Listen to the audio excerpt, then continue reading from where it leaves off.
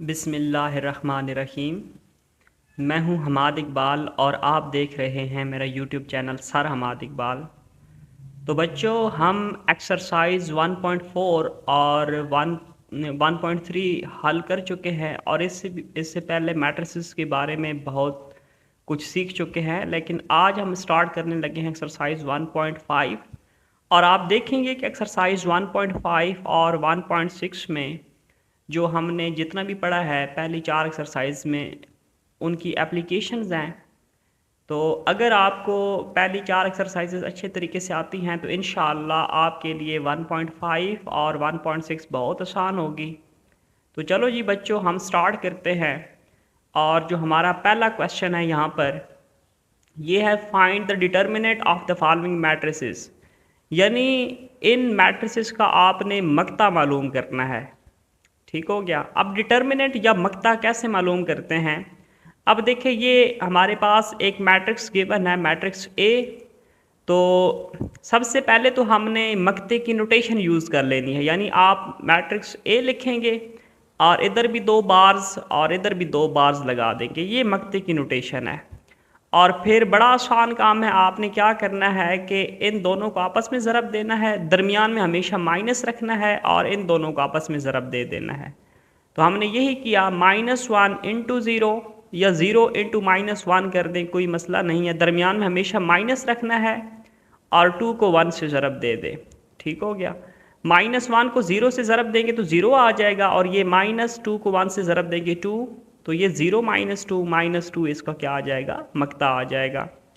इसी तरीके से b का मक्ता मालूम करने के लिए आपने b की दोनों तरफ बार्स लगानी और इधर भी ऐसे कर देना है। अब इन दोनों को आपस में ज़रब दें, दरमियान में हमेशा माइनस लगाएं और इन दोनों को आपस में ज़रब दे दें। 1 -2 लिखिए या -2 इंटू 1 लिखिए, कोई मसला नहीं है। दरमियान में -2 इंटू 3 लिखिए या 3 इंटू 2 लिखिए, कोई मसला नहीं है। तो ये देखिए, 1 को -2 से ज़रब दिया -2 और ये दरमियान में -2 को 3 से ज़रब दिया 6। अब दोनों नेगेटिव के हैं, होंगे तो प्लस, 6 और 2 8 हो गए, लेकिन अलामत किसकी आएगी? नेगेटिव की ही आएगी।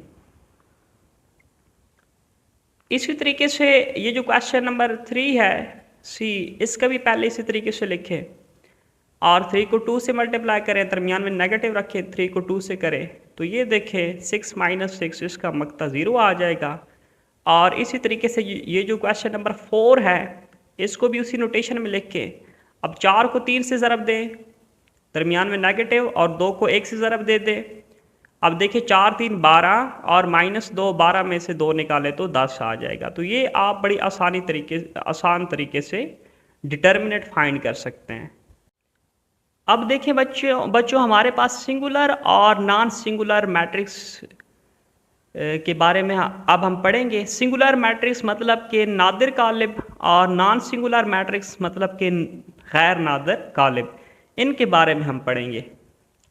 तो एक ऐसी मैट्रिक्स जिसका डिटर्मिनेंट 0 के बराबर आ जाता है, उस मैट्रिक्स को हम बोलते हैं सिंगुलर मैट्रिक्स। यहाँ पर देखिए मैट्रिक्स ए जो है, इसका चूंकि डिटर्मिनेंट जो है मक्ता जो है वो 0 के बराबर आ गया है, इसी वजह से इस मैट्रिक्स को हम बोल सकते हैं कि ये नादिर कालिब है। और यहाँ पर आप देखें, जो हमारे पास नॉन सिंगुलर मैट्रिक्स हैं, इसमें डिटर्मिनेंट जो होता है वो 0 के बराबर नहीं आता। जैसे ये एक मैट्रिक्स है, तो इस मैट्रिक्स का अगर हम डिटर्मिनेंट लें, ये देखें इस मैट्रिक्स का डिटर्मिनेंट 0 के बराबर नहीं आया है। ये देखें 2 आया है, इसका डिटर्मिनेंट क्या है? ये 2 है, 0 के बराबर नहीं है। तो ऐसी मैट्रिक्स को हम बोलते हैं जी गैर नादिर कालिब या नॉन सिंगुलर मैट्रिक्स। अब बच्चों, अब हम क्वेश्चन नंबर 2 स्टार्ट करते हैं और इसमें हमने यही बताना है। ये देखिए क्या कह रहा है, find which of the following matrices are singular और नॉन सिंगुलर। इनमें आपने बताना है कि इनमें से कौन सी मैट्रिसेस सिंगुलर हैं और कौन सी नॉन सिंगुलर हैं। तो यहाँ पर हम पहला क्वेश्चन स्टार्ट करते हैं। ये देखें मैट्रिक्स ए, इसका डिटर्मिनेंट की नोटेशन डालें और 4 को 3 से ज़रब देंगे और 2 को 6 से ज़रब देंगे, दरमियान में माइनस आ जाएगा और 4 3 12 और 6 2 12 और 12 में से 12 निकालने 0 आ जाता है। अब देखें, चूंकि इसका डिटर्मिनेंट 0 के बराबर आ गया है, तो आप कहेंगे कि ये जो मैट्रिक्स ए है ये हमारे पास सिंगुलर मैट्रिक्स है या नादिर कालिब है। इसी तरीके से क्वेश्चन नंबर 2 आप देखें, ये हमारे पास मैट्रिक्स बी है, इसका डिटर्मिनेंट नोटेशन लगा देंगे। 4 को 2 से ज़रब दें, दरमियान में -3 को 1 से ज़रब दें, तो 8 - 3, ये देखें डिटर्मिनेंट 5 के बराबर आया है, यानी डिटर्मिनेंट 0 के बराबर नहीं आया बल्कि 5 के बराबर है। तो ये मैट्रिक्स हमारे पास नॉन सिंगुलर मैट्रिक्स है, गैर नादिर कालिब। इसी तरीके से आप क्वेश्चन नंबर 3 देखें, इसमें सी मैट्रिक्स गिवन है और इसका आप डिटर्मिनेंट नोटेशन लगाएंगे। 7 को 5 से ज़रब दें, दरमियान में -3 को -9 से ज़रब दे दें, तो 7 को 5 से ज़रब दें 35, माइनस माइनस प्लस हो जाएगा और 3 को 9 से ज़रब दें 27, इनको जमा करें 62। ये देखें इसका भी जो डिटर्मिनेंट है वो 62 के बराबर आया, यानी 0 के बराबर नहीं आया, तो इस वजह से मैट्रिक्स सी हमारे पास नॉन सिंगुलर मैट्रिक्स है। इसी तरीके से क्वेश्चन नंबर 4 देखें, इसमें डी मैट्रिक्स है और इसका जब हम डिटर्मिनेंट लेते हैं तो सबसे पहले डिटर्मिनेंट नोटेशन में लिखेंगे या मक्ते की नोटेशन में लिखेंगे हम कह सकते हैं। 4 को 5 से ज़रब दें, -2 को -10 से ज़रब दें, तो ये 5 4 20, ये देखें माइनस माइनस प्लस और प्लस माइनस माइनस, तो ये भी 20 आ जाएगा। और जब 20 में से 20 माइनस करेंगे तो हमारे पास 0 आ जाएगा। ये देखें डिटर्मिनेंट चूंकि 0 के बराबर आ गया है, तो हम कह सकते हैं कि ये जो मैट्रिक्स डी है ये हमारे पास सिंगुलर मैट्रिक्स है या नादिर कालिब है। अब यहां पर जो क्वेश्चन नंबर 3 है, इसमें आप देखें find the multiplicative inverse if it exist of each matrix. तो हमने मल्टीप्लिकेटिव इनवर्स फाइंड करना है। तो यहां पर जो क्वेश्चन नंबर 1 है, इसमें मैट्रिक्स ए गिवन है, तो ये देखें सॉल्यूशन जब हम स्टार्ट करेंगे तो मैट्रिक्स ए लिख देंगे और ए इनवर्स का फार्मूला क्या होता है, adjoint of A divided by A determinant. तो हम एडजॉइंट मालूम करेंगे मैट्रिक्स ए का और इसका डिटर्मिनेंट मालूम करेंगे और वैल्यूज इसमें पुट करेंगे तो हमारे पास ए इनवर्स आ जाएगा। तो चलें जी, हम ये वैल्यूज कैलकुलेट करके उस फार्मूले में पुट कर देते हैं। तो ये देखें ए का मक्ता निकालना है, तो जो मैट्रिक्स ए गिवन थी उसके इर्द गिर्द ये नोटेशन डालेंगे। -1 को 0 से ज़रब दें, दरमियान में -2 को 3 से ज़रब दें, ये 0 को -1 से ज़रब देंगे तो 0 हो जाएगा और ये -2 को 3 से ज़रब देंगे 6, तो ये देखिए मक्ता हमारे पास -6 आ गया है। अब एडजॉइंट कैसे निकालते हैं मैट्रिक्स का, जो पीछे मैट्रिक्स गिवन थी, जो मैट्रिक्स ए गिवन थी, मैं आपको यहाँ से भी करवा देता हूँ एडजॉइंट, और इस तरीके से लिख लेंगे। अब देखें इन दोनों की जगह चेंज हो जाएगी, 0 इधर चला जाएगा, -1 इधर आ जाएगा। और दूसरा क्या होगा कि ये दो जो होंगे इनकी इलामतें चेंज हो जाएगी, ये प्लस का है तो माइनस का हो जाएगा, ये भी प्लस का है तो ये भी माइनस का हो जाएगा। तो ये देखें जगह चेंज की और इन दोनों की हमने क्या की, इलामतें चेंज कर दी। अब देखें हमारे पास फार्मूला पीछे क्या गिवन था इनवर्स निकालने का, A inverse which is equal to adjoint of A divided by A determinant. तो ये देखिए हमारे पास एडजॉइंट भी आ चुका है और डिटर्मिनेंट भी आ चुका है, इसकी वैल्यू बस इस फार्मूले में पुट करनी है। तो ये देखिए ए इनवर्स हमने लिखा, एडजॉइंट ऑफ ए इसकी वैल्यू पुट कर दी और नीचे क्या है ए का मक्ता जो कि -6 के बराबर आया, ये -6 हमने पुट कर दिया। ठीक हो गया। अब देखिए बड़ा आसान काम हो जाएगा ए इनवर्स, ये देखें 0 तकसीम कर रहा है -6, -3 भी तकसीम हो रहा है -6 के साथ। तो ये देखें 0 divided by -6, -3 divided by -6, -2 divided by -6 और -1 डिवाइडेड बाय -6।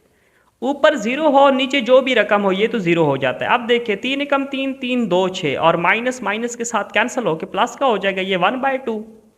ये 2 एकम 2, 2 3 6 माइनस माइनस के साथ कैंसिल होकर 1/3 आ जाएगा और ये माइनस माइनस के साथ कैंसिल होकर 1/6 बना देगा। ठीक हो गया। तो यहाँ तक ये देखें ए इनवर्स आपके पास आ चुका है, यहाँ तक आपका क्वेश्चन कंप्लीट हो चुका है। लेकिन मैं थोड़ा सा आपको एक्स्ट्रा वर्क करवाता हूँ, इसमें कुछ चीज़ें मैंने आपको सिखानी है। ठीक हो गया। अब यहाँ पर देखें जो मैट्रिक्स ए है और ए इनवर्स है, इनको अगर हम ज़रब करें तो क्या आता है जी। पहले ए है तो आप ए लिखें, बाद में ए इनवर्स है तो आप ए इनवर्स लिखें। अब इनको ज़रब करते हैं। अब देखें -1 0 के साथ प्लस, दरमियान में हमेशा प्लस आता है, 3 को 1/3 के साथ, माइनस, अब देखिए -1 को 1/2 के साथ और +3 को 1/6 के साथ, 2 को 0 के साथ प्लस 0 को 1/3 के साथ, 2 को 1/2 के साथ प्लस 0 को 1/6 के साथ। अब यहाँ पर देखें, ये 3 3 के साथ कैंसल, ये 3 6 के साथ कैंसल, यहाँ पर 2 आ जाएगा और यहाँ पर 2 2 के साथ कैंसल। अब यहाँ पर क्या बनेगा, -1 × 0 0 प्लस 1 आ जाएगा और ये -1/2 प्लस 1/2 आ जाएगा और ये 0 प्लस 0 आ जाएगा और यहाँ पर 1 बच गया प्लस 0। तो ये हमारे पास जो चीज़ बनेगी वो इस तरीके से होगी कि 0 + 1 ये चीज़ और a × a इनवर्स का आंसर हमारे पास क्या है, 1 0 0 1। अब देखिए, मैंने आपको बताया था कि एडिटिव आइडेंटिटी जो होती है वो नल मैट्रिक्स होती है। ये देखें 0 0 0 0, ये आपके पास एडिटिव आइडेंटिटी है मैट्रिक्स में। 3 × 3 की एडिटिव आइडेंटिटी होगी वो 0 0 0 0 0 0 और 0 0 0। लेकिन जो मल्टीप्लिकेटिव आइडेंटिटी होती है वो आइडेंटिटी मैट्रिक्स होती है, यानी यहाँ पर 1 है और यहाँ पर 1 है, बाकी 0। ये डायगोनल में 1 आएगा, बाकी 0 आ जाएंगे। ठीक हो गया। तो ये देखें एडिटिव आइडेंटिटी आ गई है, जिसको आप मल्टीप्लिकेटिव आइडेंटिटी, ये मल्टीप्लिकेटिव आइडेंटिटी। मल्टीप्लिकेशन में हमेशा मल्टीप्लिकेटिव आइडेंटिटी यूज़ होती है और एडिशन में हमेशा एडिटिव आइडेंटिटी यूज़ होती है। ठीक हो गया।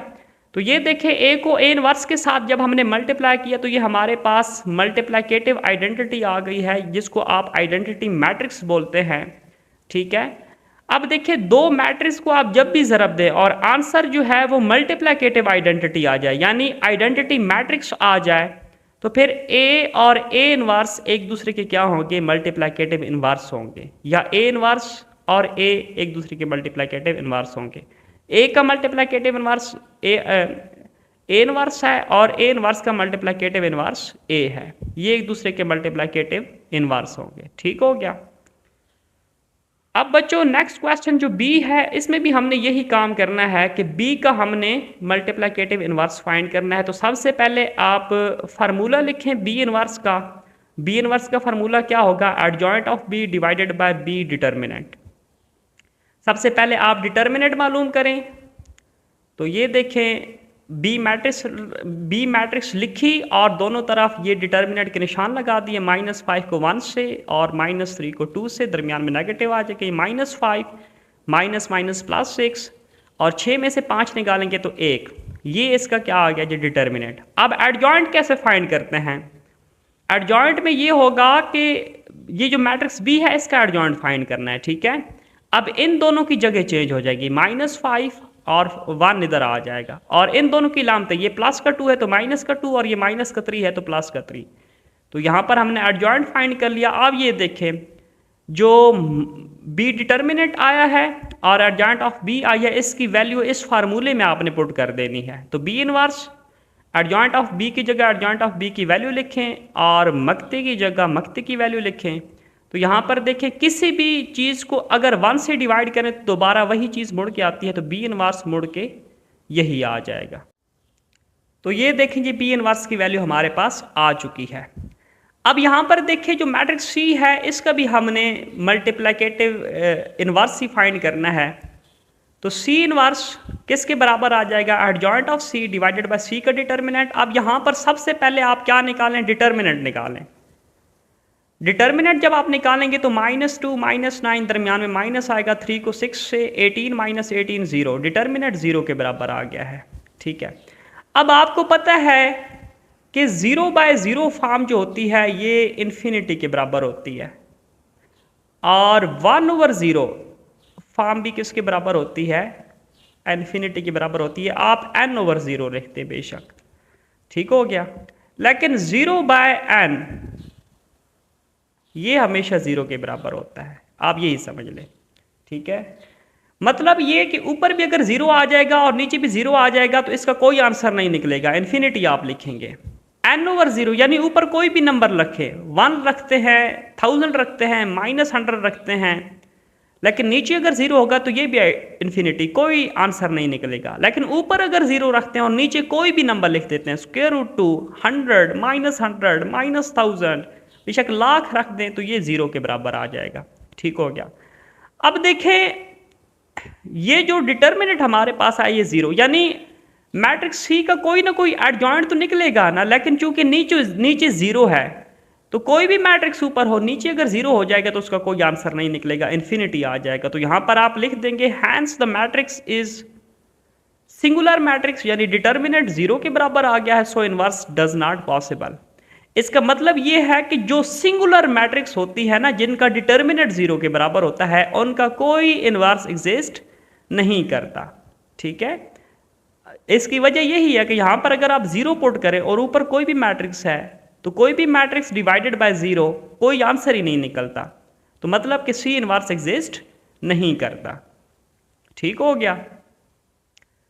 इसी तरीके से जो मैट्रिक्स डी है इसका भी आप मल्टीप्लिकेटिव इनवर्स फाइंड कर सकते हैं, यानी डी इनवर्स फाइंड कर सकते हैं। Adjoint of D divided by D determinant, आप डी की डिटर्मिनेंट निकालेंगे, एडजॉइंट ऑफ बी निकालेंगे और यहाँ पर वैल्यू पुट करेंगे तो आपके पास आंसर आ जाएगा बड़ी आसानी से। तो बच्चों हम यहाँ पर देखें डी डिटर्मिनेंट निकालते हैं। 1/2 को 2 से ज़रब दे देंगे, -1 को 3/4 से ज़रब दे देंगे और ये देखें 2 के साथ कैंसिल, सिर्फ 1 रह जाएगा, -3/4 को 1 से ज़रब देंगे तो 3/4। अब देखें यहाँ पर 4 एलसीएम आ जाएगा। ठीक हो गया। अब 4 को ये दरअसल 1 के नीचे भी 1 तो मौजूद है ना, चूंकि कोई भी नंबर लिखा हो, अगर 10 लिखा हो तो 10 के नीचे लाजमी 1 मौजूद होता है। ठीक हो गया। कोई भी नंबर ऊपर लिखा हो, कोई भी नंबर, अब सिर्फ 10 लिखा है तो सिर्फ 10 मतलब नहीं है, मतलब कि इसके नीचे 1 भी लिखा हुआ है। अब 1 और 4 का एलसीएम ले तो 4 आ जाता है। अब 1 का टेबल 4 पर कितनी मरतबा जाता है, 4 मरतबा, और 4 को 1 से मल्टीप्लाई करेंगे तो 4 आ जाएगा। 4 का टेबल 4 पर कितनी मरतबा जाता है, 1 मरतबा, तो 1 को 3 से मल्टीप्लाई करेंगे तो 3 आ जाएगा, डिटर्मिनेंट 1/4 के बराबर आ जाएगा। तो बच्चों अब मैंने आपको एडजॉइंट निकालना सिखाया हुआ है, आप उसी तरीके से एडजॉइंट निकाल देंगे और ये दोनों वैल्यूज इस फार्मूले में पुट करेंगे। डी इनवर्स किसके बराबर है, adjoint of D divided by D determinant. इस फार्मूले में आप क्या करेंगे जी, ये वैल्यूज पुट कर देंगे। जब इस फार्मूले में वैल्यूज पुट करेंगे तो ये देखें एडजॉइंट ऑफ डी की जगह एडजॉइंट ऑफ डी आ गया और डी डिटर्मिनेंट की जगह डी डिटर्मिनेंट आ गया। ठीक हो गया। अब यहाँ पर देखें क्या किया है कि 2 डिवाइड हो रहा है 1/4 के साथ, तो आप इस तरीके से लिख लें 2 डिवाइडेड बाय 1/4, -3/4 ये भी डिवाइड हो रहा है 1/4 के साथ, -1 डिवाइड हो रहा है 1/4 के साथ और 1/2 डिवाइड हो रहा है 1/4 के साथ। अब देखें जब ये तकसीम ज़रब में चेंज होती है तो ये उलट जाता है। ये देखिए 1/4 था, तो जब हमने यहाँ पर ज़रब लिखा तो ये 4/1 हो गया। अब नीचे 1 लिखें या ना लिखें आपकी अपनी मर्जी है।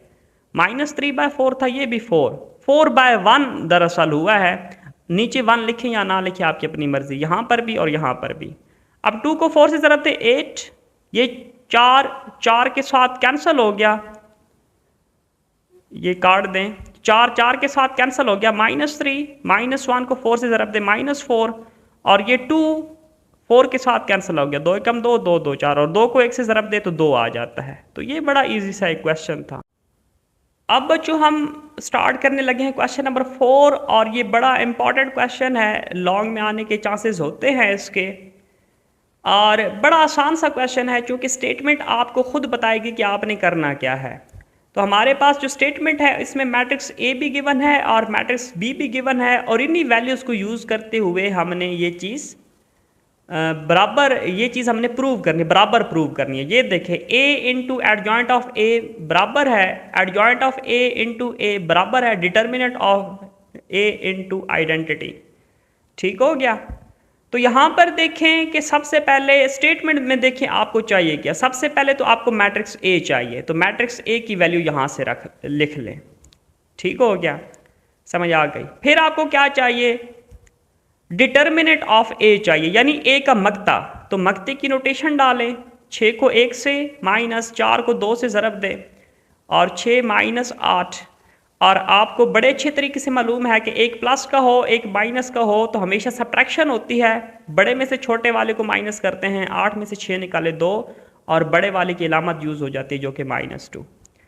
और तीसरी चीज़ क्या चाहिए, एडजॉइंट ऑफ को चाहिए। एडजॉइंट ऑफ कैसे निकालेंगे, एडजॉइंट ऑफ ए निकलेंगे, इन दोनों की जगह चेंज हो जाएंगी और इन दोनों के साइन चेंज हो जाएंगे, ठीक है।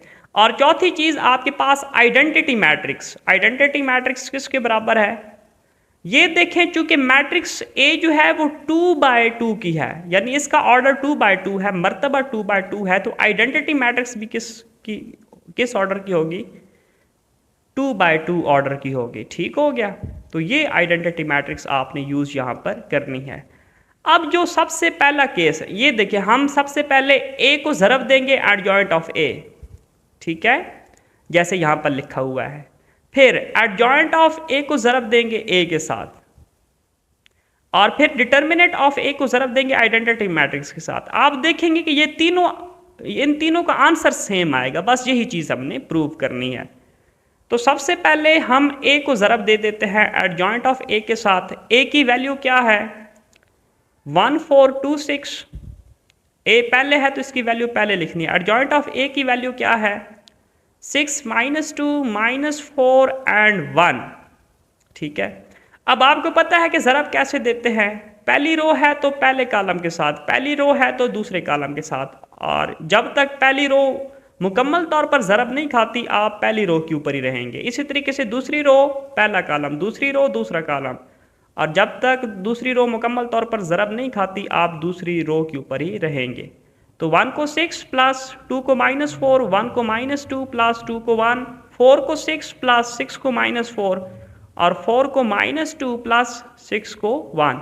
यहाँ पर देखिए 6 को 1 से ज़रब दें, 6 प्लस माइनस माइनस 8 -2 प्लस 2 24 -24 और -8 और +6। तो इसको जब हम सिंप्लीफाई करेंगे तो ये देखिए -2 प्लस 2 0, और ये भी 0 और ये -2। तो a इंटू एडजॉइंट ऑफ ए का आंसर ये निकला है। अब दूसरी चीज़, एडजॉइंट ऑफ a इंटू ए, तो एडजॉइंट ऑफ a की वैल्यू पहले रखेंगे आप और a की वैल्यू बाद में रखेंगे। अब इनको उसी तरीके से ज़रब कर देंगे, 6 into 1 plus -2 into 4, 6 into 2 plus -2 into 6, -4 into 1 plus 1 into 4, और -4 इंटू 2 प्लस 1 इंटू 6। 6 -8, 12 -12, -4 प्लस 4 और -8 प्लस 6। तो इसके भी देखें आपके पास जो आंसर आया है वो किसके बराबर है, -2 0 और 0 और -2। और जो तीसरा पार्ट था determinant of a into I which is equal to, अब देखें डिटर्मिनेंट हमारे पास a का डिटर्मिनेंट क्या आया था, -2, और आइडेंटिटी मैट्रिक्स क्या है, 1 0 0 1।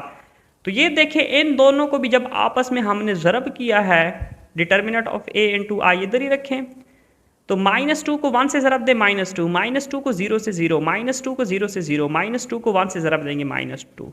तो आप देख सकते हैं बच्चों कि a into adjoint of a बराबर आ गया है, adjoint of a into a बराबर आ गया है determinant of a into I.